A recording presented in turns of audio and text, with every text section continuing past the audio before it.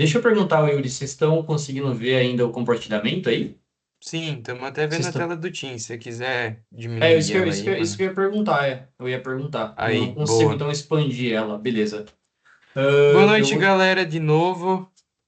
Muito bom estar aqui com vocês, avisando vocês que a nossa aula está sendo gravada para vocês assistirem depois e pegarem todos os detalhes que o nosso querido irmão Wallace vai compartilhar aí com vocês.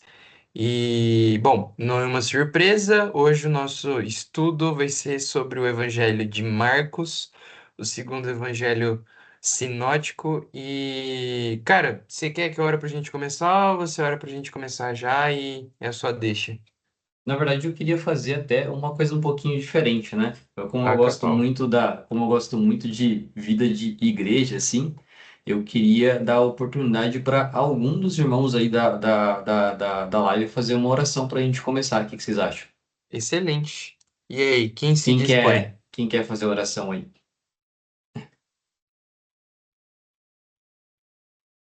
Ninguém, cara. Ô, A gente louco, vai não, tirar, vamos tirar sorteio, então? vamos, Guilherme, vai.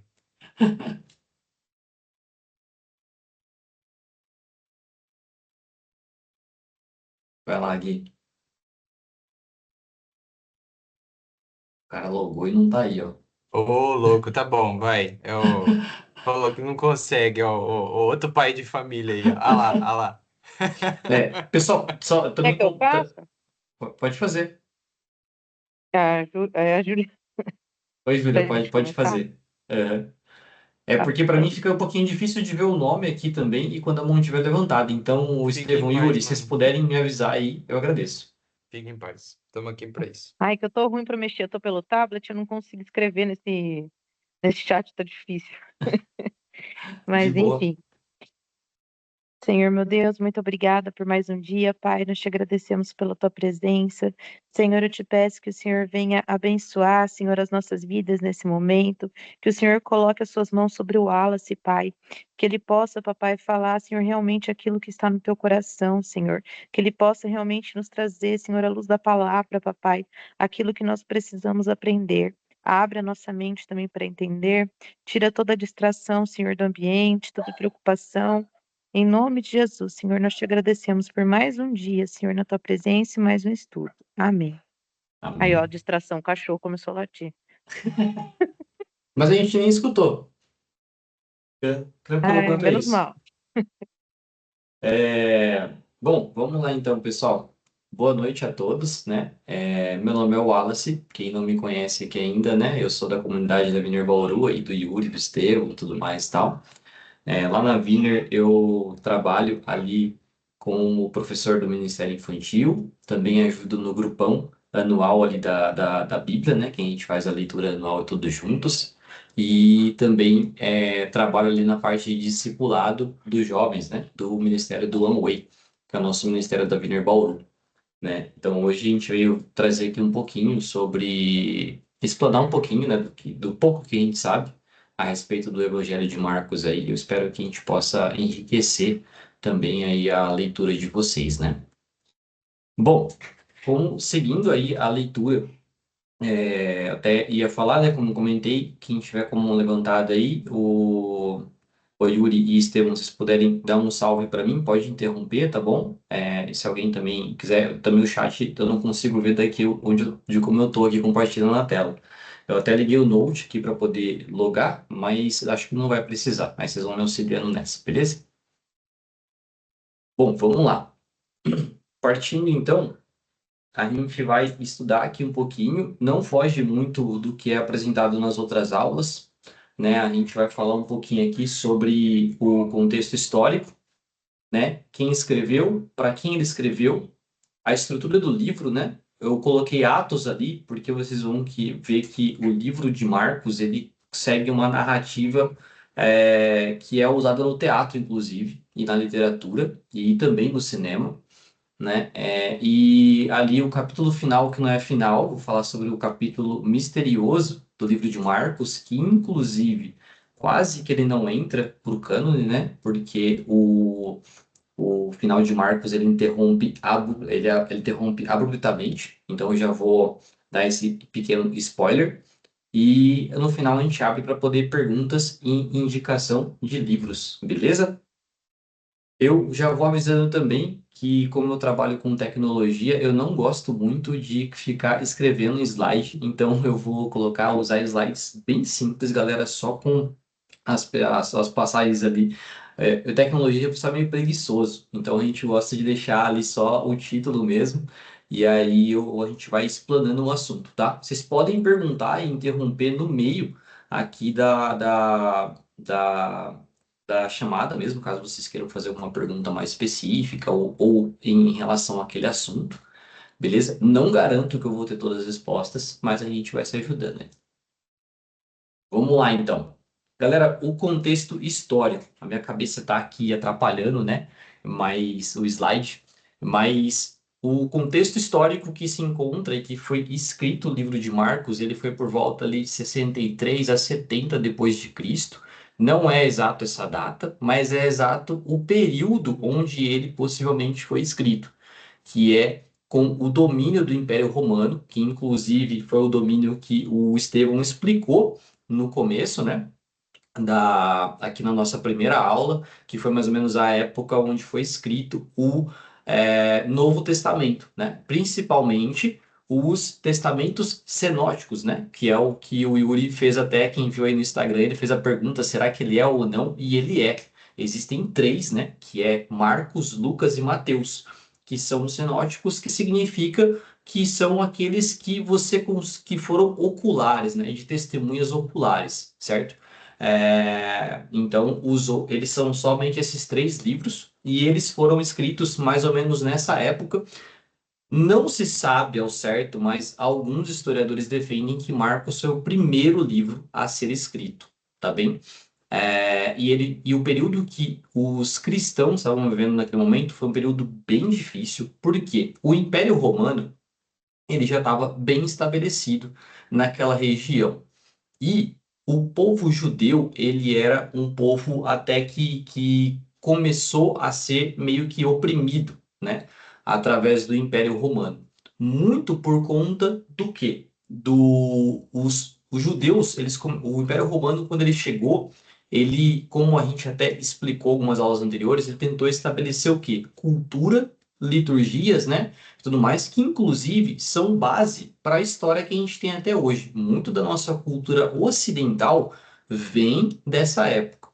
Porém, no meio de tudo isso, acabou acontecendo algumas mudanças de imperador. Uma delas foi a mudança do imperador Nero. Quem aí gosta de história sabe que Nero foi aquele que não foi aquele que ocasionou o incêndio de Roma, mas ele foi durante o governo dele que ocasionou que ocasionou ali o incêndio de Roma. Esse incêndio foi devastador, acabou destruindo muito parte do reinado, muito parte ali do domínio de Roma mesmo, da cidade de Roma, e ele precisava de um bode expiatório para colocar a culpa, né, Nero? Ele precisava realmente colocar a culpa em alguém. Como era uma mistura de diversos povos que tinham ali, e os judeus era um povo que já estava demonstrando insatisfação com o governo de Roma, o Nero acabou usando o quê? Eu vou fazer com que todos os povos se voltem contra eles. Então eu vou acusar eles de terem começado o incêndio e terem atentado o incêndio. Então é como os judeus foram acusados de serem de fato responsáveis pelo incêndio de Roma, e aí começou uma perseguição muito grande contra os judeus, para que eles pudessem ali serem mortos mesmo. Inclusive, era uma tem algumas demonstrações que Nero fazia, ele chegou a pegar diversos líderes judeus e ele empalava eles na frente do Palácio de Roma. Quando a gente fala de empalar, caso vocês não saibam, eu vou pedir para vocês procurarem no Google, que é uma coisa muito legal de se ver. Mas ele deixava os corpos ali desses líderes ou desses judeus que ele acabou capturando para poder servir de demonstração, caso você quisesse seguir eles. Lembrando que quando eu falo dos judeus, eu não estou falando exatamente dos cristãos. mas tem cristãos incluídos também, tá bem? Nos judeus. Mas quando eu falo dos judeus, eu estou falando tô falando do povo, sim, de Israel, né? E ali é o povo parente, vamos dizer assim, do Israel, do que a gente vê no Velho Testamento. Acontece muita coisa, que foi aquilo que o Estevão explicou ali um pouquinho de quando a gente passa dos 400 anos sem ali sem ali nenhuma revelação nova, né? Mas Deus continuou agindo para a gente poder chegar aí. E um pouco antes desse caso do incêndio e tudo mais, nós acontecemos o quê? A guerra judaico-romana começa em andamento. Por quê? Como eu falei, o Império Romano ele começou a oprimir não só os judeus, ele começou a imprimir diversos povos para poder não só forçar a cultura, mas também um modelo de governo. Então, aumento de impostos, surgiram fome para alguns povos, tudo mais tal, e isso gerou uma revolta da parte dos judeus. O que os judeus fizeram? Eles começaram a declarar guerra, de fato, contra Roma nesse sentido. Então, teve esse período de guerra, teve esse período, e quando eu falo de guerra, não é exatamente aquela guerra de conquistas muito grandes, como de um país ou de um território por outro. Era mais uma guerra como se fossem brigas, como posso dizer, de gangues, vamos dizer assim, ali dentro da cidade de Roma, porque eram as misturas desses povos que apoiavam os judeus contra o governo estabelecido. E aí a gente culmina que nesse ambiente de bastante conflito histórico e também do Império Romano, o que acaba acontecendo, né? Dentre os líderes que foram martirizados, torturados e mortos, a gente também encontra ali alguns, inclusive, dos apóstolos, né, de Cristo, né? E um daqueles que foi capturado foi Pedro, né? Então, o Pedro, ele foi testemunha ocular, né? Ele foi um dos 12 apóstolos de Cristo. E nesse período ali, ele já tinha sido capturado. E alguns dos outros, inclusive, alguns foram até mortos. Eu não vou me lembrar quais que já estavam mortos ali no período, quando acaba 70 depois de Cristo. Mas foi tudo mais ou menos nessa época. Então a gente tinha um ambiente de bastante tensão, onde nós tínhamos ali a guerra judaico-romana, e em seguida a gente teve a perseguição dos judeus pelo Império Romano para que eles fossem mortos e aniquilados. E ele fez como não só que o Império Romano perseguisse os judeus, mas todos os povos se voltassem contra os judeus também.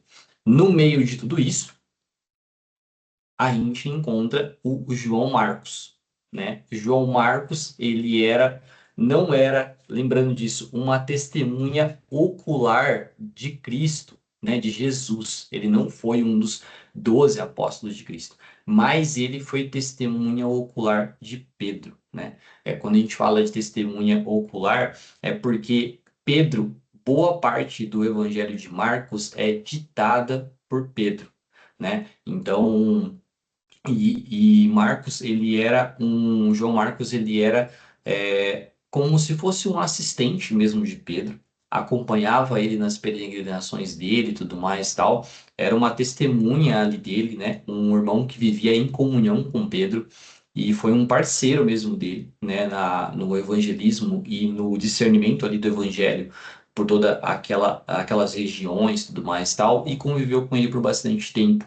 Então, Marcos ele toma ali a responsabilidade de poder registrar, né? Registrar de fato a, aquilo que Pedro viu e que é a história de Jesus, aquilo que ele presenciou.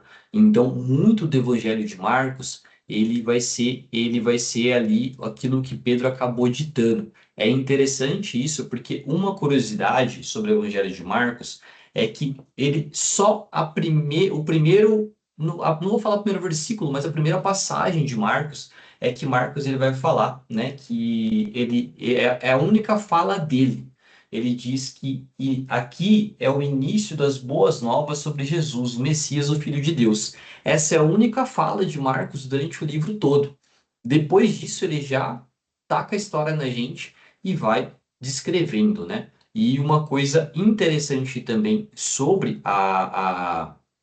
a história de João Marcos é que ele era também colega, né, de Paulo, né, como ali é, citado na carta de Colossenses 4:10, fala ali que Paulo conhecia, né, João Marcos e cita ali traz uma referência dele. Porém, a gente não tem muito o que falar assim da história de Marcos, né? A não ser essa questão de que ele fez o registro. Mas o que é muito legal dos evangelhos, principalmente esses evangelhos, os três sinópticos, que são que é o de Lucas, Mateus e Marcos, é que eles carregam eles carregam a identidade dos escritores deles. E isso eu acho sensacional porque nós temos ali, quando é o Espírito Santo que de fato inspirou cada um deles, né? E aquilo que está ali é a palavra sagrada de Deus, mas ele acaba passando pelo filtro, né? Cultural e de fato pela mentalidade do escritor. Então você tem uma distinção muito forte em cada um dos evangelhos a respeito da forma como ele é escrita, descrevendo os mesmos fatos ou descrevendo os mesmos contextos. No caso de Marcos, por exemplo, ele usa muito recurso de a escrita ocidental para que a gente consiga ali, para ele poder escrever. E aí a gente passa para o próximo ponto. Para quem Marcos escreveu, né? Então, assim, não tem exatamente isso, assim, não é um conceito fechado, mas o que se acredita é que ele escreveu para os gentios, ou seja, as pessoas que não eram os povos que não eram os judeus, né? Então, podiam ser de outros povos ali, que estava sob o domínio de Roma, né? Mas que não eram judeus. Por que que se acredita nisso? Porque ele decorre ao longo do livro. O livro de Marcos é um livro muito rápido, e ele, inclusive, usa muito a palavra imediatamente. Dá a impressão que ele é uma leitura mais corrida.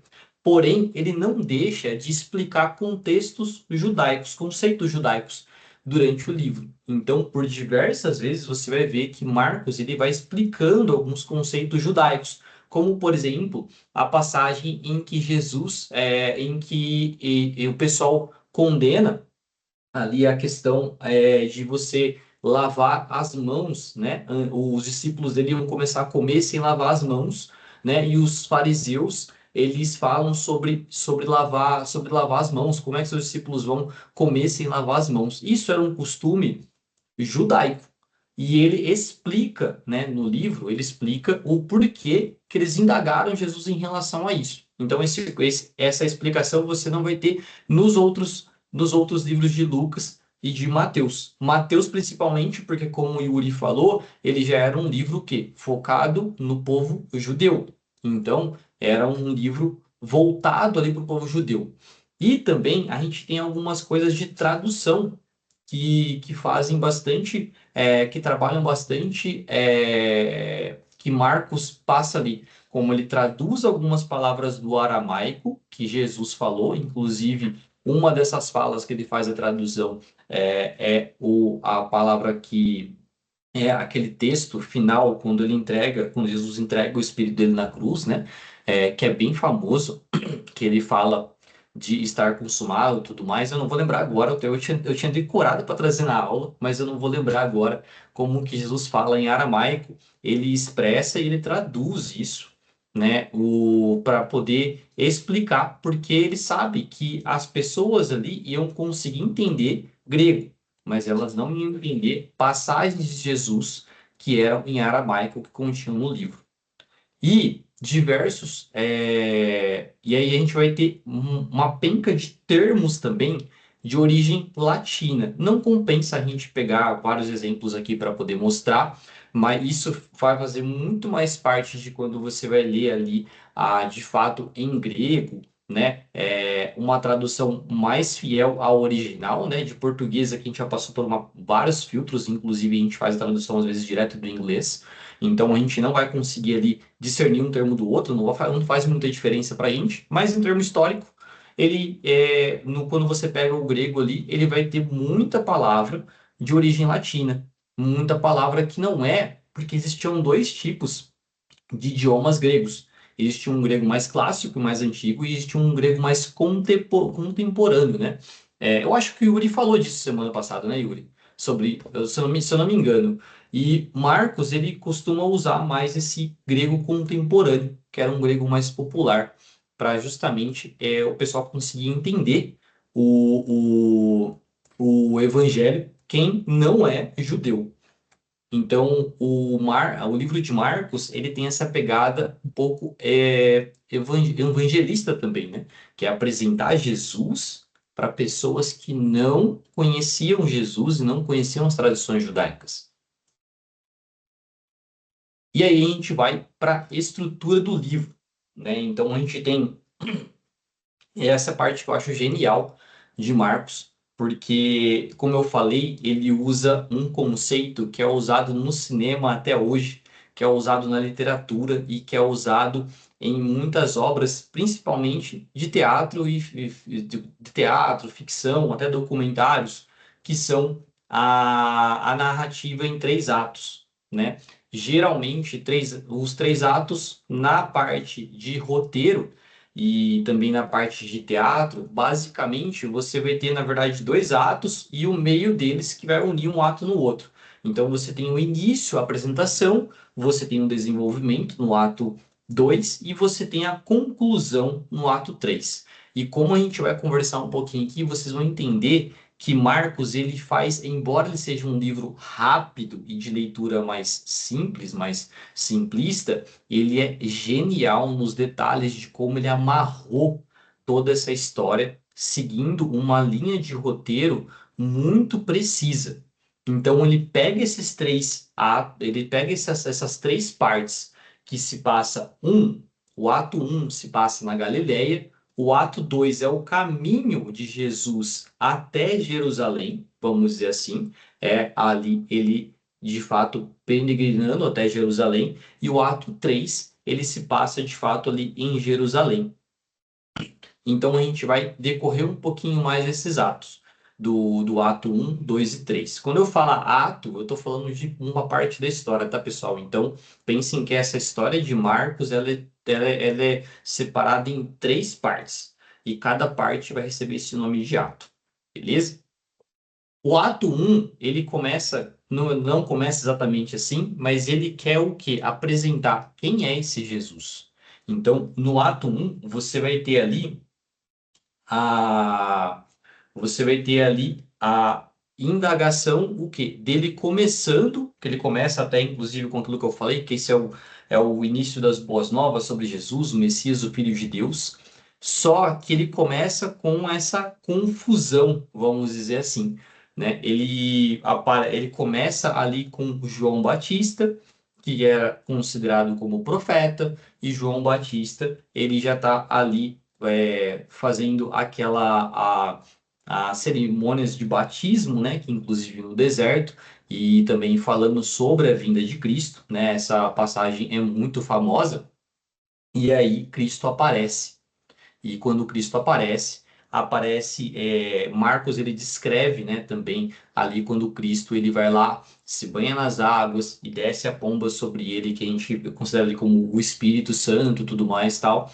E aí a gente tem essa introdução, de fato, da profecia, né, e o cumprimento de todo o Velho Testamento em Jesus.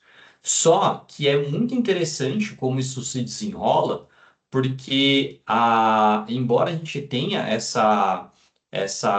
esse lance da profecia, Jesus, ele de cara, ele já sai dali e ele já começa a falar sobre a mensagem dele. E essa mensagem, ela é muito conflitante. E isso Marcos vai bater muito de frente, que o Jesus que os judeus esperavam não é o Jesus que apareceu. O Jesus que os judeus tinham em mente não é o Jesus demonstrado. E isso é uma reflexão para nós também, porque muitas das vezes nós também criamos um Jesus na nossa mente que não é bem o Jesus que está descrito ali na Bíblia. Eu costumo brincar com amigos assim mais próximos, tudo mais, tal, né? Que muitas pessoas enxergam só o Jesus da cruz e o Jesus de olhos claros, cavanhaque, cabelo comprido dos filmes. Só que aí elas se espantam quando você vê o Jesus que chega numa carruagem, num cavalo branco manchado de sangue, né, tirando uma espada da boca, né, com olhos flamejantes, como tem em Apocalipse, ou do cordeiro de 7 chifres e 7 olhos, que também representa Jesus do final da Bíblia. Então, a gente precisa sempre poder pautar aquilo que nós temos de ideia de Deus e de Jesus, pautado na mensagem do Evangelho, e não deixar com que a nossa mente crie algum tipo de ficção, algum tipo de Jesus ficcional, que principalmente, né, que vai ali ser criado muitas vezes pelo nosso coração, que é pecaminoso e enganoso, né, para satisfazer ali a nossa necessidade ou deixar a gente num conforto de uma fé que não tem resultado. E isso é legal, porque Marcos ele confronta isso desde o início.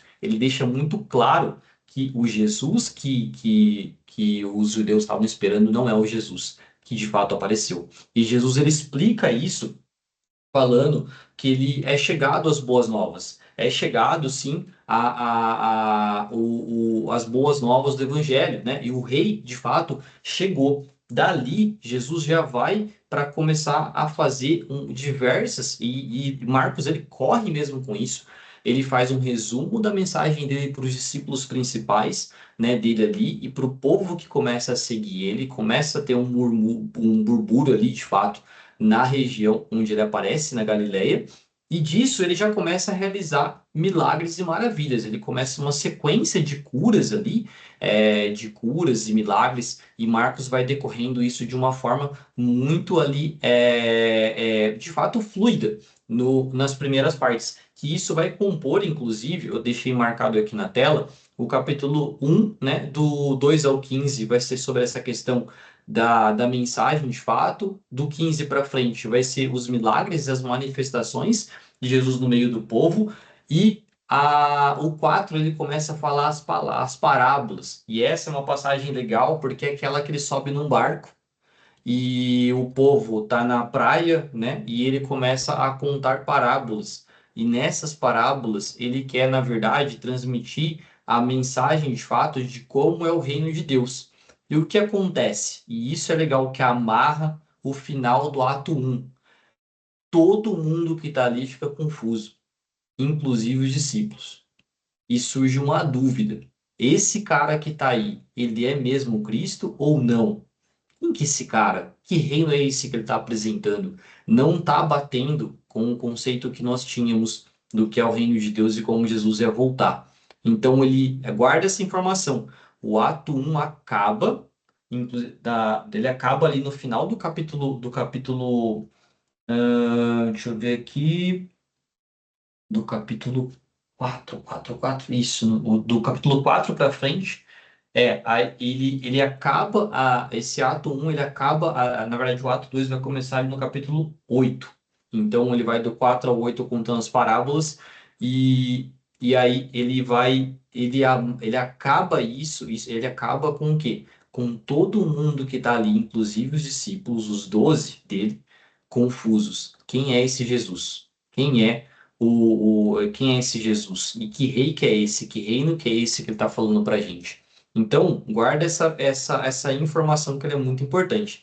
Eles estão confusos e se questionando. E aí a gente pula para o ato 2. O ato 2 ele é ele responde a pergunta: Jesus é o Messias de fato? E essa resposta, ela continua sendo uma resposta difícil de digerir, porque aí Jesus começa com diversos diálogos, e inclusive entre eles a gente tem aquele diálogo famoso do capítulo 8, né, do 27 ao 38, onde ele pergunta para os discípulos quem eles acham que ele é. E aí eles respondem: você é o Messias, o Filho de Deus, né? Só que essa indagação, ela é uma indagação ainda que transmite passa uma impressão de que não é muito certeza do que eles estão ali, mas eles estão afirmando isso. E aí ele continua, né, ele continua expondo mais essa mensagem. E qual que é a mensagem que ele expõe aqui? Que não é o rei glorioso que chegou, mas é o servo sofredor. Então, Jesus é o servo sofredor. E ele confirma essas passagens com as profecias que tem, por exemplo, em Isaías 53, né? E aí essas profecias, inclusive, são citadas ali. E aí mostra que, na realidade, o rei vitorioso, que, mais uma vez, batendo de frente com o que eles tinham, na realidade é um servo sofredor que veio para morrer por nós, pelos nossos pecados, para ser moído, né, pelas nossas transgressões, e, e esse é de fato o sinal de que ele é o Messias, e não o rei glorioso que eles estavam esperando. E ali a gente tem, do capítulo 9 o reforço de quem é o Messias até o capítulo 10, né? E como é esse Messias. E aí ele vai decorrendo ali, Jesus vai explicando, né, como que as características de fato, né, de que ele veio para sofrer, né, de que ele veio para poder salvar, né, as pessoas, tudo mais e tal. E ele confirma isso no final, no capítulo 9, ele leva os discípulos dele para um monte, né? E ali aparece aquela visão que é muito famosa também, onde aparece Jesus cheio de luz, uma nuvem alta no céu, essa nuvem encobre os discípulos, e quando encobre os discípulos, eles conseguem ver ali que junto de Jesus aparecem Moisés e aparecem Elias, né? E a voz que sai dessa nuvem fala que esse é o meu filho amado. Então ali fica uma demonstração que de fato ali, ó, crava, esse aqui é Jesus mesmo, esse aqui é o Cristo que veio para a Terra. Então tudo que ele está dizendo aqui é verdade. Só que ainda assim, você tem, e isso pautado em história e também em teólogos afirmando que essa narrativa não é tão convincente assim para os discípulos ainda. E quando, depois que tem essa demonstração, né, teve os milagres, teve essa demonstração no monte, e também teve essa demonstração no monte, mas eles ainda tinham ali um certo conflito, né? De que não era bem esse Messias que nós estávamos esperando. E esse conflito, ele continua presente, né? E a gente vai ver, inclusive, que quando, e agora já dando um pouquinho de spoiler, um spoiler que não é spoiler, muitos validam essa questão da confusão que ainda havia entre eles depois da morte de Jesus. Porque o que acontece com os discípulos depois que Jesus morre? Quando eu falo que morre, antes dele ressuscitar e começar a se espalhar as notícias que ele ressuscitou, eles voltam à vida deles comum, né, do dia a dia ali. Eles voltam a tocar a vida deles como se, não como se nada tivesse acontecido, né, mas com aquela impressão que passa de que, poxa, aquilo que a gente botou esperança não aconteceu, então vamos seguir a vida aqui. E, na verdade, não é isso que acontece, como a gente sabe. E isso acaba o ato 2. Então, no ato 1, a gente tem Jesus explicando e ele é Jesus, demonstrando os milagres, e também no final tem ele começando a falar as parábolas que o pessoal não entende, fica confuso sobre como é o reino de Deus e quem é o Messias. No segundo, ele já mostra: eu sou o Messias porque eu sou o servo sofredor. E ele demonstra, falando isso, sobre quais são as características do Messias de fato e como, né, ele vai vir. E ele finaliza com essa maravilha que acontece no monte, onde ele aparece a Jesus, Deus confirma sobre Jesus que ele é o filho dele. E isso também deixa eles assustados e abismados. Então, de novo, você tem ali o pessoal, o quê? Confuso ainda, mas também assustados, né? Meio em dúvida ou impactados com alguma coisa. Da mesma forma, um pouquinho melhor, mas da mesma forma que acontece o quê? No ato 1, que é que o pessoal está confuso com as parábolas que Jesus começa a comentar. E aí a gente vai para o ato 3, que é Jesus como rei. No ato 3, mostra de fato essa ascensão de Cristo como rei.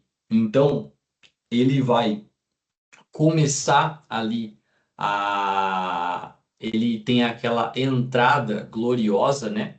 Que a gente vê ali a partir do capítulo 11 de Marcos, onde ele sobe no jumentinho, né? E isso também é uma profecia que acaba sendo, que acaba se cumprindo, e ele entra nas portas de Jerusalém em cima de um jumento, com as pessoas ao redor ali, de fato comemorando e também erguendo ali algumas folhas, tudo mais, tal, de uma que a gente chama de entrada gloriosa. Depois que Jesus entra, aí ele começa a ter algumas ações, como por exemplo, até ali ele faz os milagres, ele começa a ensinar as pessoas. E no capítulo 3, não que Jesus tenha perdido a paciência, né? Ele de fato confronta os ensinos errados de uma forma mais prática. É aquela passagem em que a gente vê lá quando ele chega no templo e ele vê o pessoal com um comércio lá no templo, e aí ele vira as mesas, começa a de fato discutir com o pessoal o que, que eles estão fazendo. É uma passagem muito forte para a gente, porque também fala ali, ele valida que a igreja ela tem que ser uma casa de oração na realidade, né? O templo precisa ser uma casa de oração, não é um lugar para você fazer venda, não é um lugar para você fazer. Aí talvez até venha, abre um conflito, né? Mas e quanto a igrejas aí que tem lojas, tudo mais, ou coisa do tipo dentro do templo? Isso não é um problema, pessoal. O problema é quando você inverte quando você inverte o objetivo final do templo. Então, se você tem uma igreja que tem uma loja ou coisa do tipo dentro da igreja, não tem problema nenhum se o seu principal acontecimento ali, o principal contexto ali é de fato o cultuar a Deus em culto, nem em liturgia de oração, em grupo de oração ou o que for, né? O objetivo principal não é a venda. Então, nesse contexto que eles estavam ali, de fato o templo se tornou um comércio. Então, Jesus, ele começa a confrontar diretamente os fariseus. E aí ele começa ali a dar uma devolutiva a respeito de diversos pontos que os fariseus tinham de liturgias e de interpretação da lei que Jesus desfaz e confronta eles. Aí eles que já estavam incomodados com a fama de Jesus, eles começam a, de fato, tramar a morte dele. E isso também se passa muito rápido, porque Jesus também fala ali de uma passagem muito importante, que ele fala da queda de Jerusalém, no capítulo 13, onde ele fala que o templo, né, que foi erguido, ele vai cair, mas ele vai ser reerguido ali em 3 dias. E ele estava falando sobre ele. Isso é muito importante, porque isso não é só uma passagem linkada com a questão de Jesus naquele momento, mas também é linkada ali com escatologia, com a profecia, também é linkada com a questão de Israel, com profecias que estão lá em Apocalipse, para poder acontecer para a segunda vinda de Jesus. Porém,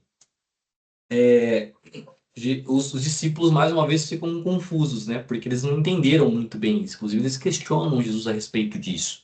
E seguindo, né? Isso a gente vai ali, de fato, para a última ceia de Páscoa, aonde Jesus ele fala sobre quem vai trair ele, né? Fala sobre a ceia com eles. Tem aquela passagem famosa, ele também a partir do capítulo 14, onde ele também lava os pés dos discípulos e tem aquele último momento deles.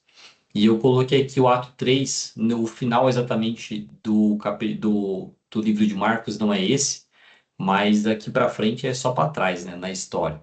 Porque quando a gente pega essa última ceia, a gente vê de fato ali o ministério de Jesus prático, né? Eu não vou dizer acabando, mas ele vê ali que nós estamos no fim, de fato, né, da liberdade, né, de Jesus. Porque depois disso, a gente já pula um pouco mais à frente ali do capítulo 14, a gente já pula para, de fato, para o pessoal prender. Marcos decorre isso de uma forma muito rápida também, né? Ele vai ali já, o pessoal já prende, faz o julgamento de Jesus, já fazem e já preparam a crucificação. E esse parte da crucificação é muito legal, porque diferente dos outros livros sinóticos, a gente tem ali duas coisas, né? A gente fala do céu em trevas, né? Ele descreve como foi o ambiente da crucificação, como foi ali. Quando eu falo ambiente, eu falo o cenário, né? De quando Cristo é crucificado e morre de fato.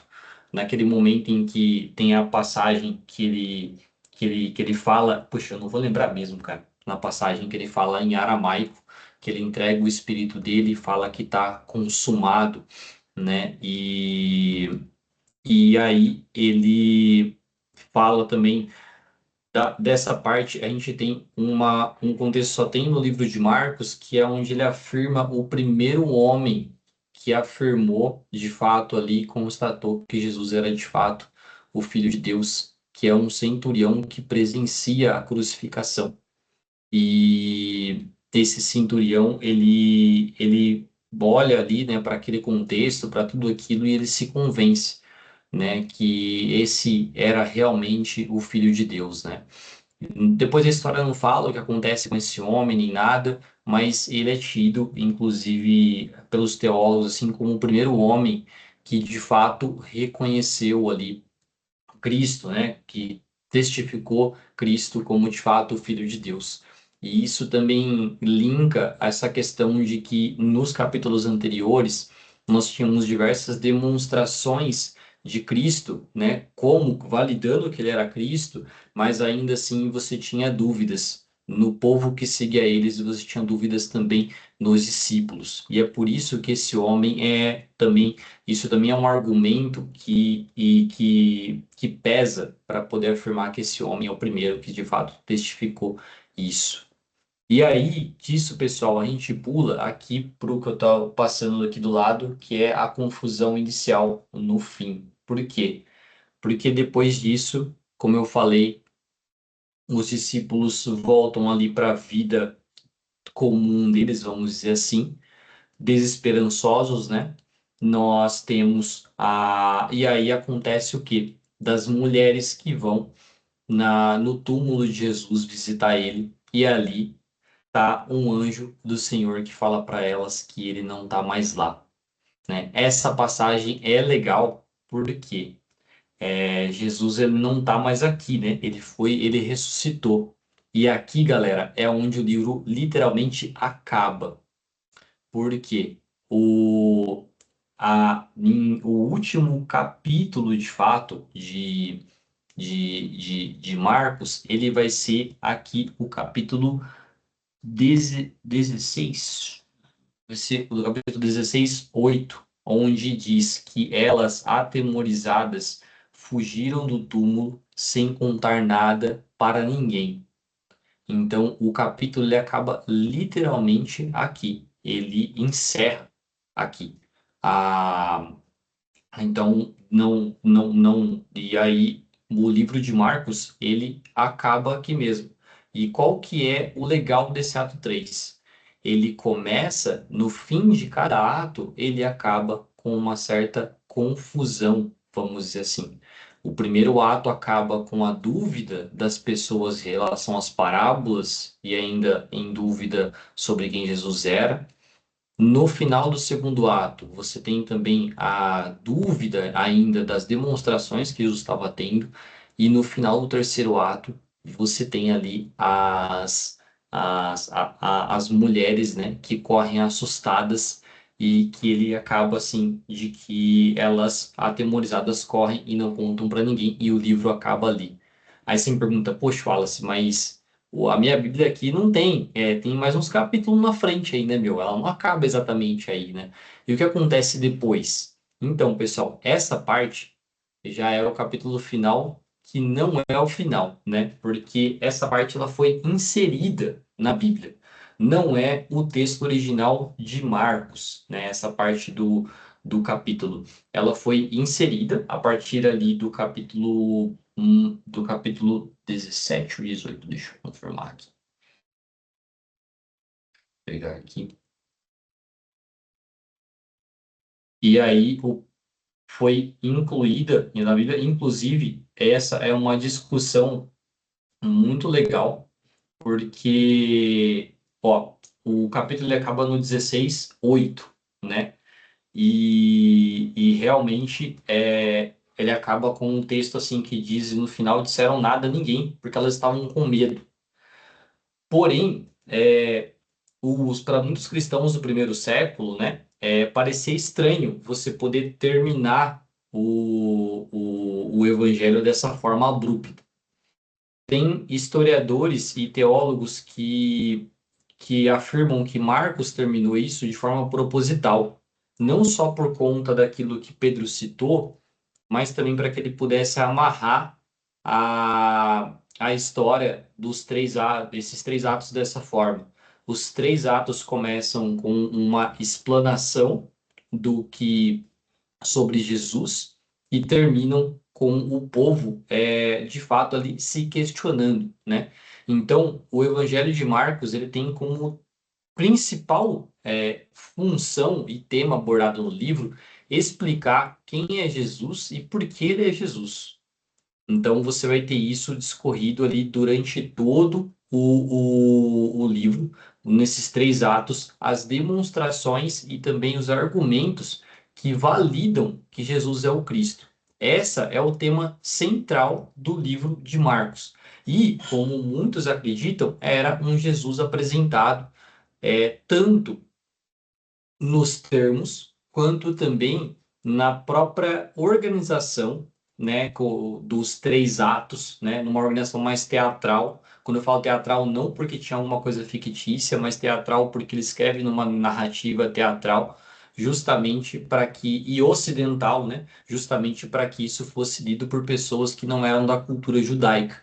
Então, o Evangelho de Marcos, ele serve como isso, como uma prova de quem é Jesus e por que ele é Jesus. E ele faz isso contando a história de Jesus com diversos detalhes propositais. E aí, o que acontece? Como que surgiu os capítulos finais, né? Que é do 16:9 até o 20. É falso esse cara?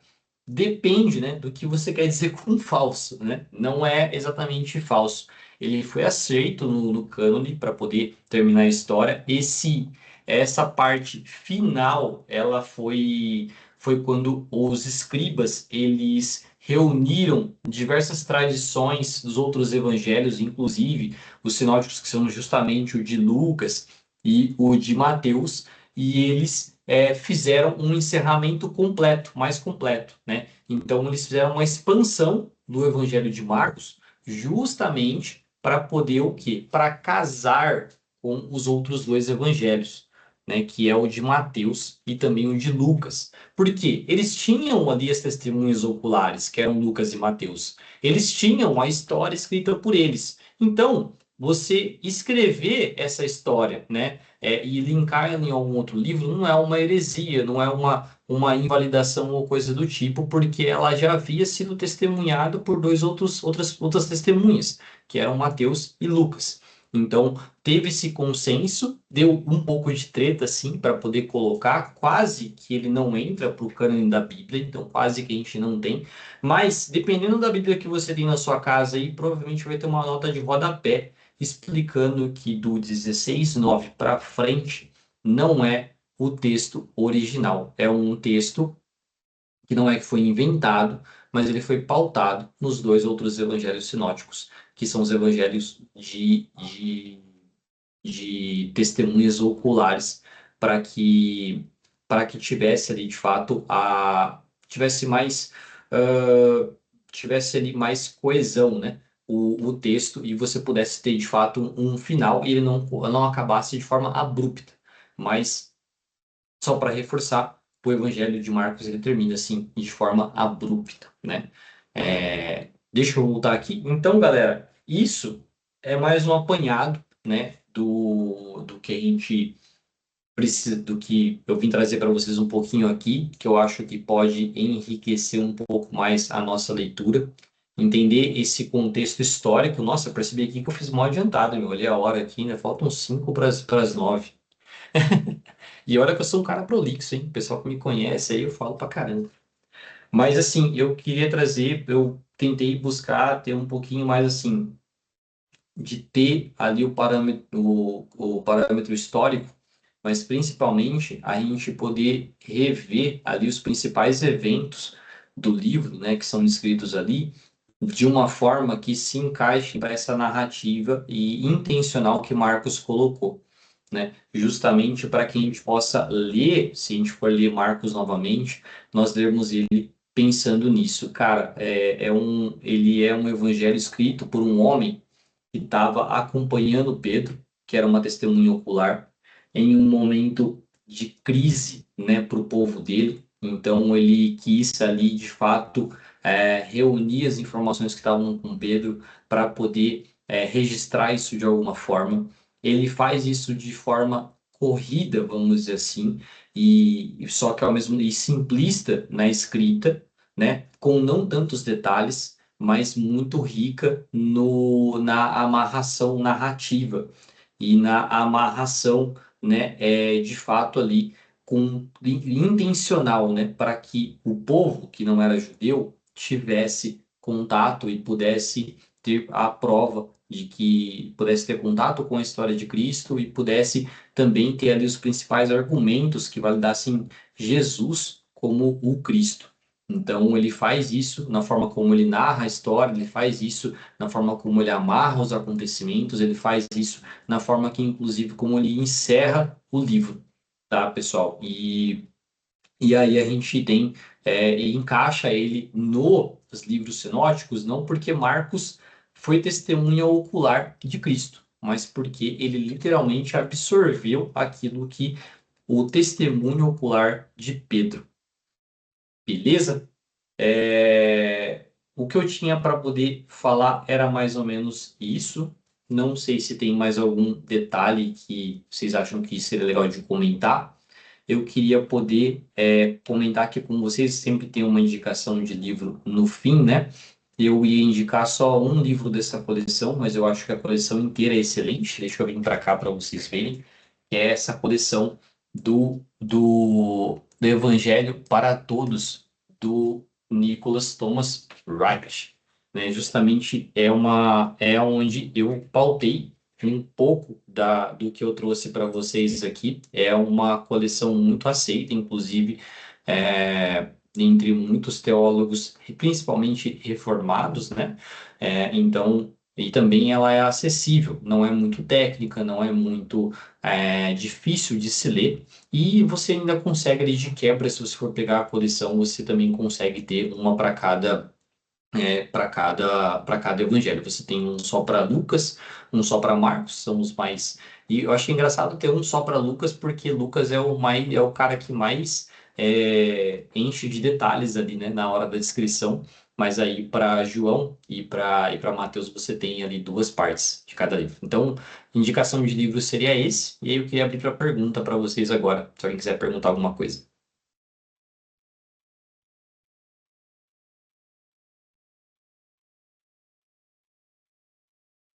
Um de cada vez, galera. Aí vocês fiquem de olho no chat aí, porque deixa eu tirar da tela aqui agora, fica mais fácil. Não, Wallace, eu queria Oi. comentar uma parada. Pode tirar da tela, Aham, se tirar aí. Uhum. É... Ô, Wesley, o que que você aprontou aí, ô Wesley? Nossa, cara, o que que vocês estavam essa discussão aqui no chat. Que eu aprontei o quê? Olha aí, ó, eu procurei. Enfim, eu queria comentar que eu acho bacana dar ênfase. Você tá Agora que você falando viu, dessa audiência aqui? é, Não fui eu, não, filho. não foi você, pô? Eu entrei e já tava isso aí já. É meu? Olha só, ficou top, hein? Galera, a gente tá parecendo naquela que a gente tá reunido no. Atos 17, no É, isso Areópago. aí. O que eu ia comentar é que eu acho bacana a gente dar ênfase no Jesus servo sofredor. Isso é bem legal, é uma ênfase que o livro de Marcos dá, que outros livros não dão, né? Não da forma como Marcos comenta, e eu acho isso importante porque talvez essa seja aquele toque de pastoral, né? Que Marcos deixa aí pra gente refletir sobre o nosso papel com relação a isso, de que forma que a gente enxerga o ministério de Cristo, de que forma que a gente aplica isso na nossa vida. E uma outra coisa que eu queria comentar também não, aí é um comentário especulativo, eu queria mais jogar aí para você que você gosta de ler também. É, a questão que você comentou dos atos, dos 3 atos, eu achei isso muito legal e eu não tinha visto isso ainda. E eu até tava, na hora que você estava comentando, eu tava pensando. Será que o Marcos não pegou um pouco do que é, por exemplo, as epopeias clássicas gregas, talvez? Ele tentou dar uma baseada nisso, por exemplo, os clássicos lá do Homero, dos teatros e tudo mais, para talvez ficar mais palatável para a galera que ia ler depois, não sei. É uma coisa para discutir. Então, até comentando essa parte, complementando sobre essa parte que você citou também do ministério pastoral ali, né? É muito reflexivo para a gente isso, né? Não é só a ideia de, como eu tinha dito ali, da nossa ideia de confrontar o que a gente acha que Jesus é e o que ele realmente é, né? Ele é um servo sofredor e ele busca ser ele é um servo, né? E ele é o cordeiro que vai ser o cordeiro que foi sacrificado, né? Sacrificado pelos nossos pecados. Mas também, refletindo para nós de forma prática, é esse nosso papel também como irmãos em Cristo, né? Uhum, E a gente não querendo puxar assim para o assunto, mas quando a gente vai ver no meio evangélico e cristão, a gente enxergar que ou o responsável, o pastor, ou o seu irmão, ele pode ter sim uma conotação de autoridade no sentido do cargo, no sentido de dar uma resposta final para alguma coisa, de tomar uma decisão, mas ele não somente os líderes, mas nós como irmãos uns para os outros, a gente tem que entender a nossa posição como sofredores junto com Cristo e também servos uns dos outros, né? Então, independente do patamar na hierarquia da igreja, da comunidade, do grupo que você tá, ou coisa do tipo, que é a posição de servo. E isso é legal da forma prática também, caso alguém aí for gestor de alguma equipe ou pretende fazer isso também é uma característica, né, do que vem de Jesus, né, que é a questão do gestor, do líder, ele ser o que mais serve e não exatamente aquele que de fato cobra, né, ou só demanda. Ele pode passar responsabilidades, tudo mais, tudo isso faz parte de qualquer papel de líder ou o que for, mas ele geralmente vai ser o que mais serve, né? Então, esse é nosso papel como cristãos. E a parte do. Cara, eu não tenho dúvidas de que Marcos ele se pautou nisso, né? Até porque eles viviam nessa cultura e foram os gregos os romanos que inventaram isso, né? Ali, tudo mais, tá? Os uhum, romanos e os gregos que inventaram, né? uhum, Eles inventaram o teatro, né? uhum, Então, eles inventaram o teatro, então eles também inventaram ali, e hoje a gente tem eles inventaram a dramaturgia, né? Que a gente uhum, chama, que é justamente essas linhas que a gente pode, hoje a gente chama de linha de roteiro, tem de uhum, 3 atos, 5 atos, né? Tem vários tipos de dramaturgia, inclusive os Uhum. escritores hoje usam e abusam disso, né? Você quer escrever um livro, você estuda sobre dramaturgia. Se você quiser escrever um Uhum. livro de ficção ou de história, ou até se você quiser pegar, como alguns escritores fazem, que é muito legal, que é justamente você pegar uma história real e você escrever, que é o que Marx fez, de forma dramaturga. Então, ele usa técnicas de dramaturgia para poder conseguir prender o leitor e conseguir também trazer atenção para os pontos que ele quer deixar em evidência. E isso é genial. Muita gente Uhum. fala que o Evangelho de Marcos é simplista, mas ele não é, justamente por conta desses detalhes, sabe? Não, sensacional, cara. Muito bom. Não sei se o nosso amado irmão reverendo Wesley quer fazer algum comentário. Ou nosso escatocrente Estevão. O escatocrente é engraçado. O termo escatocrente é o quê? Agora, vamos esclarecer aí. É um crente que gosta de escatologia. Ah, entendi, cara, entendi. É o fim dos problemas, né? É. É o fim dos problemas. A única adendo que eu queria fazer assim que é importante é que o Evangelho de Marcos, na maior parte dos livros históricos, relata que ele é a base tanto de Mateus quanto de Lucas. Uhum. Isso é muito importante. E também nos livros antigos, eu tenho um livro aqui que é do Clemente de Alexandria. Bravo. Ele escreve que o Evangelho de Marcos escreve tudo aquilo que ele ouviu de Pedro. É como se Pedro estivesse falando para ele. Ou o Estevão está falando ali com o microfone mutado. É Então, verdade. peraí, Temo, o que eu vi quando eu estava pesquisando sobre isso é que o Pátricos, que é um escriba e também um historiador ali, ele dita que ele fala, né, que é como se fosse ditado mesmo, né, é como se fosse a forma como Marcos escreve, na verdade, o que acontece? O que eles defendem de como foi escrito?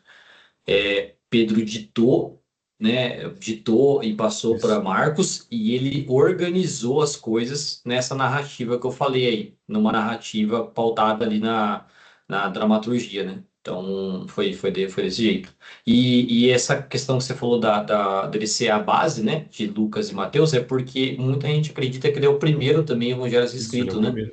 É o É. primeiro. Então ele acaba sendo a base para os outros, para validação também dos outros, né? É.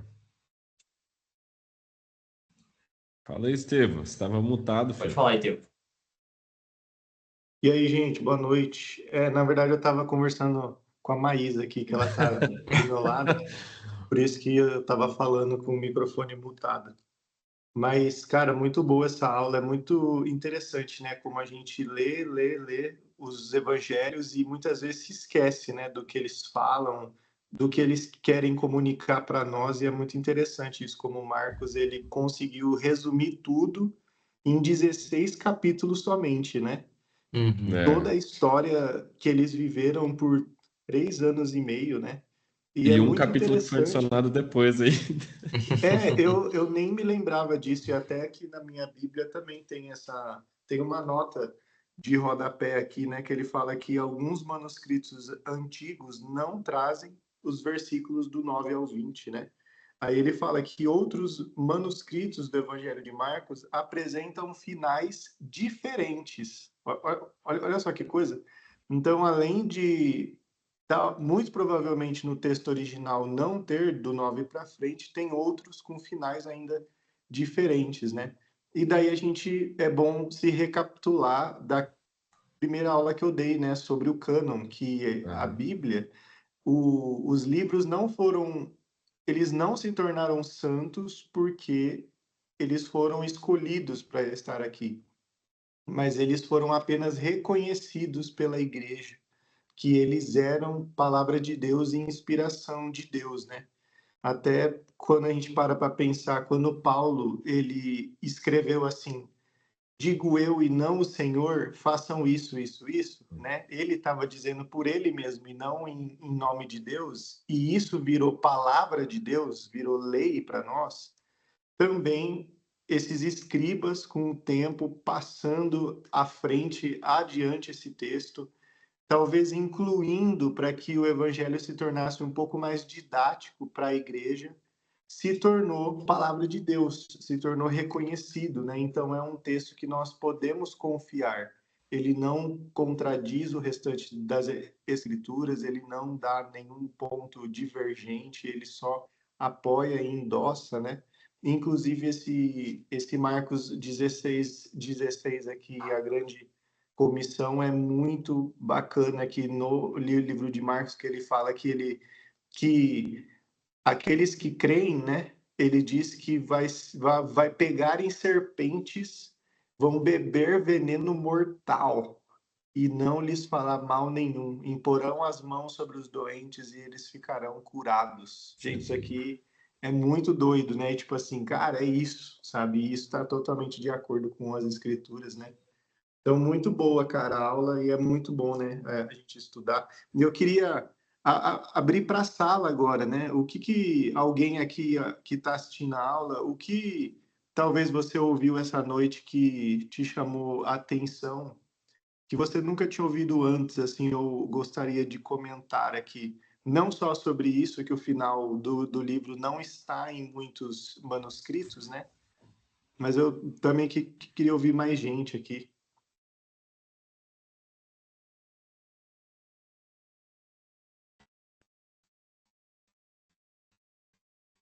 Pode falar, Helena. Eloí, Eloí, lama sabachthani. Aê, isso aí, pô. Isso aí. Aí, Fran, você Lindo. tinha que ter falado isso pra mim antes aí, ó. Na hora que eu for... A gente podia ter combinado, né? Na hora que eu esquecesse, eu dava uma disfarçada, você ligava o áudio e falava, sabe? Imagina, estava muito boa. Eu lembro de um louvor que fala muito sobre essa palavra, né, Uhum. de Jesus, e isso me impactou muito. É um das antigas, não é da época de vocês aí, Não, olha. mas era muito raiz, raiz. Depois eu procuro e compartilho com vocês, mas eu lembro de ouvir esse hino e meu pai, minha avó me emociona porque chorava, né? Porque realmente remetia ao momento ali que realmente Jesus falava em aramaico, então é forte. Então, pronunciar isso é realmente estar aos pés É. da cruz, né, gente? Sim, sim. E até complementando o que você falou aí, Fran, a parte da crucificação também é bastante emocionante no livro de Marcos, né? Como eu comentei, Marcos ele descreve o ambiente, né? Quando Jesus é crucificado, quando ele morre, que as trevas ali descem e tudo mais, tal, o céu fica escuro, né? E aí toda essa ele entrega, né, todo esse contexto local ali, né? De fato, ele não entrega um drama, né? Ele enfatiza, né, esses elementos para poder entregar uma cena mais rica para a gente, né? Isso é muito legal. Quando eu estava lendo, inclusive, essa para poder montar a aula, foi uma parte que me emocionou bastante também. Eu não sei, agora lembrando agora, eu não me lembro se os outros eles deixam de uma forma tão bem descrita o Lucas e Mateus ali a crucificação como Marcos faz, sabe? O Wallace, Hum. eu li um livro uma vez, é do Tim Keller, chama A Cruz do Rei. É muito bom esse livro. Ah, esse é E muito bom mesmo. bem no comecinho mesmo, ele fala sobre Marcos. E lá ele fala que Marcos intencionalmente ele fala de forma a trazer as ações de Deus, as ações de Jesus de forma mais intensa, justamente para mostrar que o mais importante é aquilo que Jesus fez. Eu lembrei disso Sim, agora. E também lá no livro ele cita que o Evangelho de Marcos dá a entender que foi ditado por Pedro, porque é o evangelho que mais cita Pedro no Novo Testamento. sim. E uma curiosidade também, eu falei acho que no começo, ele cita trocentas vezes a palavra imediatamente. Ele tem É, esse senso de urgência também, né? É muito sim, legal. Mas é legal pra caramba isso daí, essa questão aí. Ele realmente, você consegue ver que ele escolhe as palavras, né? Para poder sim. colocar. Aí dá para mostrar, parece que ele quer mostrar Jesus como um homem que age, que Sim. que não fica somente esperando, Na mas que ele teoria, né? toma a E também não decisão fica e só vai. na teoria, né? Na teoria É. e na prática.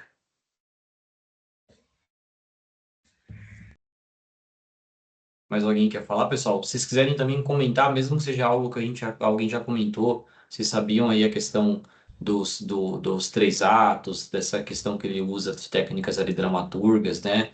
Ou se quiser comentar mais alguma outra coisa também que vocês não sabiam, né? É só para podem ficar à vontade. A ideia é que a gente possa ter um pouquinho de discussão mesmo, porque a gente está com bastante tempo aqui ainda, né?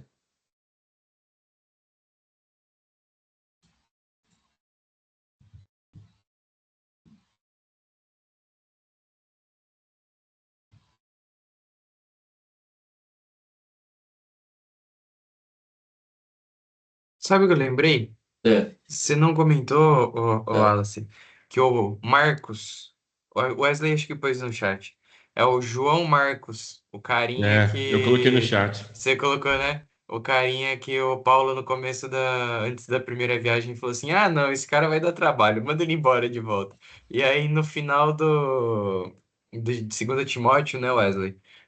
Quando ele tá ali na prisão, né?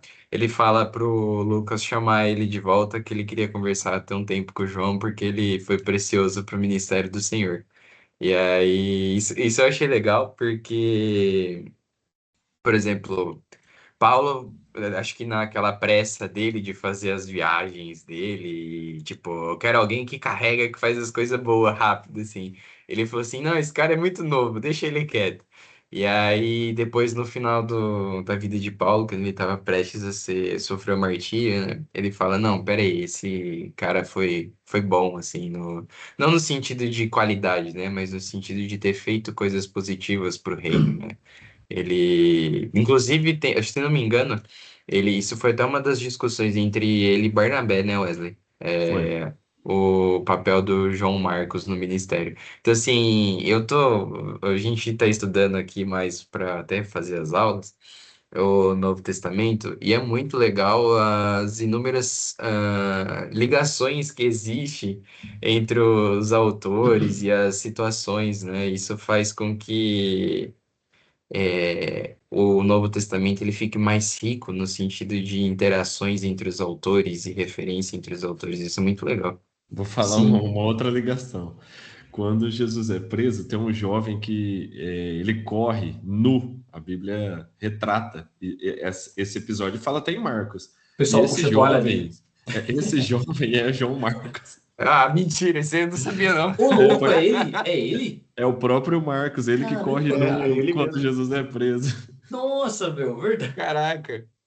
A tradição cristã É, interpreta como ele, porque não é. faz sentido ter dois Marcos, né? Aham. Ah, sim, sim, sim. Mas é bem legal essa questão, né? E Marcos, ele tem só essa referência, né? De Colossenses para frente, né? Tirando ali a profecia do templo, né? Que ele fala no final, que tem referências mais para frente. Mas o restante, ele puxa também bastante referência antiga, né? Porque ele também quer confirmar, né? Ele quer confirmar que Cristo era Cristo, né? Jesus era Cristo. Então, ele usa bastante ali também dos das passadas profecias do Antigo Testamento. E essa fala que você Olha lá, o usou de Marcos 14, Jesus, 51, é, 52. essa fala que você usou de Jesus em aramaico é uma Hum, citação direta do Salmo 22, que Sim, é Deus meu, por que me Uhum. desamparaste? sim, sim, exatamente. E que tá em aramaico também. É, tem aramaico. Exatamente. Que é o que consta na música. Deus meu, Deus meu. Não vou cantar, não vou. É. É. Mas eu fico feliz aí, galera, que vocês gostaram aí também da aula e tudo mais. Fiquem à vontade também para poder comentar alguma crítica, alguma coisa que a gente possa melhorar nos conteúdos, né? Para mim eu não falei no começo, mas também queria poder dizer aqui que é uma honra, né? Até falei isso pro Estevão ali, tudo mais, poder compartilhar um pouquinho, né? Porque de fato a gente sabe só um pouquinho, né? Sabemos poucas coisas aí, né? Até porque a gente não vive disso, mas a gente busca estudar justamente para poder não só enriquecer a nossa vida, mas também enriquecer a vida da nossa família, dos nossos irmãos, né? Então, é, eu queria poder agradecer aí, né, a pessoal que assistiu a aula e fiquem à vontade para mandar crítica ou correção, seja no privado, o que for, né? E para mim é uma grande honra poder falar, né, não só do Evangelho, mas também de Cristo, né? A gente fala com bastante temor, porque a gente é pecador, né, cara? Miserável, mas graças a Deus, a graça de Deus repousa sobre nós, né? E essa Graças também a é a Deus. mensagem principal do livro de Marcos, né? Ele é o Cristo que veio, que sofreu pelos nossos pecados, e ele é o Cristo também que também nos salva, né? Que garante a nossa salvação, por mais que nós tenhamos as nossas imperfeições, né? E essa é a boa nova do Evangelho, essa é a notícia boa que a gente tem, né? Não depende de nós, dependeu de Cristo. E essa dependência do que ele começou na nossa vida, ele vai ser fiel para cumprir até o fim dela, até o dia que ele voltar, que é o dia que a gente partir dessa vida também. Se alguém mais quiser falar alguma coisa, fiquem à vontade. Eu posso fazer só um comentário Claro, Beatriz, pode que falar. eu acho interessante, pelo menos foi uma parte que me chamou muita atenção, que é em Marcos 14:44, que fala assim: ora, o traidor tinha lhes dado esta senha: aquele a quem eu beijar é esse, prendei-o e levai-o com segurança.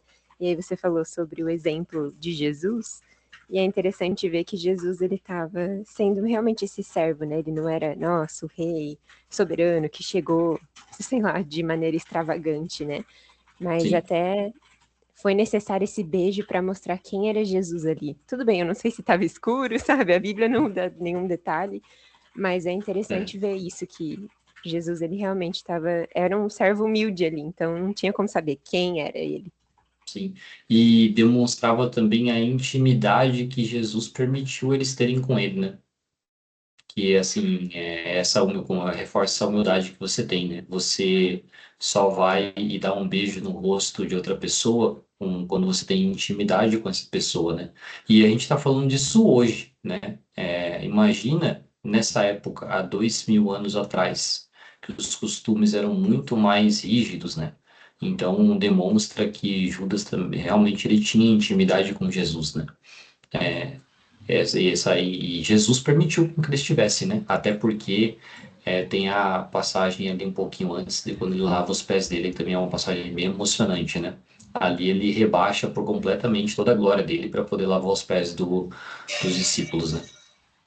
Ô, Wallace, eu fico pensando sobre o que ela falou, eu fico pensando sobre o quanto Jesus era parecido com os seus discípulos, a ponto de alguém falar assim: ó, é aquele que eu vou beijar, porque senão talvez as pessoas não saberiam quem ele era. Sim, é Quão verdade. semelhante, né? É Nossa, verdade. E obrigado pelo comentário, Beatriz, muito bem colocado.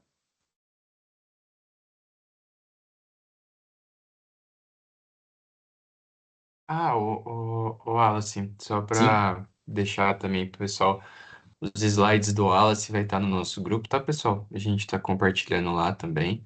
E ao longo da semana, ele, eu, o Estevão, ou qualquer outra pessoa pode compartilhar algum material a mais ali no grupo para a gente poder estar sempre conversando e discutindo.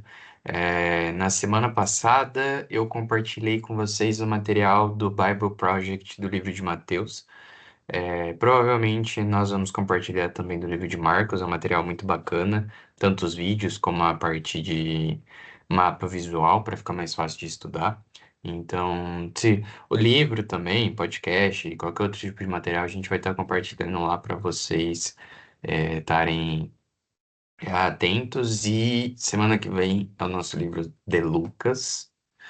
E aí, se vocês já quiserem lendo pelo menos um pouquinho, para estar mais habituada. Lembrando que, um pequeno spoiler, mas ainda assim importante, vocês vão entender por que depois. O livro de Lucas e de Atos, na verdade, é um livro só, dividido em 2 volumes. Então, isso já facilita muito a leitura que vocês vão ter durante essa semana, para que vocês consigam entender a conexão que existe entre esses 2 livros da Bíblia, que na verdade são do mesmo autor. Eu vou falar só isso, para dar um gostinho de quero mais para semana que vem, um pequeno spoiler. E não sei se Estevão quer falar mais alguma coisa para a gente encerrar, ou se alguém quiser comentar mais alguma coisa, fiquem à vontade. Eu vou fazer comentário mistificando a coisa aqui para os místicos aqui da nossa aula. É a cara dele. É o seguinte, tem várias galeras, eu acho bacana isso, tá? Que, Não partiu tipo de assim, mim, tá? Já quero deixar claro, não partiu de mim, tá? Partiu não do partiu Estevão aí. deles, partiu de mim, ó. Que é o seguinte, né? A gente vê lá no livro de Mateus, né? Que a ênfase dele é que Jesus é o rei dos judeus, né? No livro de Marcos é que Jesus é o servo sofredor. Isso mesmo. No livro de Lucas, ele é o filho do homem, né? E no livro de João, ele é o filho de Deus, né? Então, essas são as ênfases dos evangelhos, e daí tem uma galera que faz uma ligação entre os evangelhos e os seres viventes, que cada ser vivente ele tem uma face, e ele tem 4 faces. A face do homem é a face de Lucas, que ele é o filho do homem. A face de leão é que ele é o rei dos judeus, que é o evangelho de Mateus, né? A face da águia voando é o evangelho de João, porque ele é do céu, ele é o filho de Deus, né? E ele paira nas alturas. E o livro de Marcos é o ser vivente com a face de boi, porque o boi, ele é servo, né? Ele puxa a carroça, ele carrega o jugo, né? E Caramba, nunca ouvi. ele é aquele que serve, né? Ele é aquele que faz as coisas. Eu acho muito legal isso daí, cara. Tipo assim, não é nada bíblico isso aí, é só uma ligação, assim, né? Que o pessoal faz, mas eu acho muito bacana porque fica mais fácil de gravar, né? E a gente fica pensando, nossa, realmente, né? Jesus foi o maior servo de todos e o nosso serviço também é servir, é também seguir esse exemplo, né? E eu queria também já dar um pequeno spoiler que a próxima aula quem vai ministrar é o Wesley, que está aqui na aula, ele que vai Sou falar Joe. sobre o livro de Lucas. Então vocês vão estar conhecendo ele melhor na semana que vem. E a gente vai subir essa aula aqui, tá? Também lá no canal do YouTube. Eu vou mandar o link também lá para vocês no grupo, tá? Então, fiquem atentos lá. E eu prometo que até sexta-feira eu mando também os links das indicações dos livros, tanto da minha aula, os livros da minha aula, que não deu tempo de falar, os livros da aula do Yuri, quanto também os livros da aula do Wallace. Beleza, gente? Bora fazer Manda uma com promoção, oração? hein? Isso. Ô, deixa com Vamos orar, nós aqui a então. promoção, pô. Eu quero pagar R$ 8 nesse box inteiro aí. Não, Nossa, peraí, calma aí. Hora pra tem que gente ter virar fé. amigo da editora. E aí, quem sabe rola um dia um negócio Eu desse quero aí. pagar R$ 3 no box do Senhor dos Anéis da HarperCollins. Nossa, tem que ter fé. Vamos orar, então. Beleza. Deus, obrigado, Pai, por essa noite, obrigado por esse tempo de estudo. Pai, nós oramos para que esse tempo aqui e a Sua palavra, Deus, possa entrar no nosso coração e ser Sim, escrita nas paredes do nosso coração, Deus, para que a gente não peque contra Ti e para que a cada dia nós possamos crescer em amor e paixão por Jesus.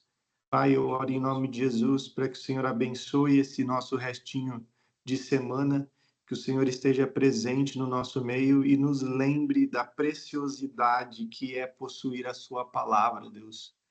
Homens e mulheres na história da igreja morreram, pagaram preço de sangue para que nós tivéssemos esse livro em nossas mãos. Pai, em nome de Jesus, faz-nos olhar para a palavra como realmente santas escrituras, que elas sejam preciosas para nós, Deus. Coloque isso no nosso coração. É isso que eu oro em nome de Jesus. Amém. E amém. Amém. Amém. Glória a Deus. Amém. Obrigado, pessoal. Até a Até mais, próxima. pessoal. Tchau, Fiquem com pessoal. Deus. Tchau, gente.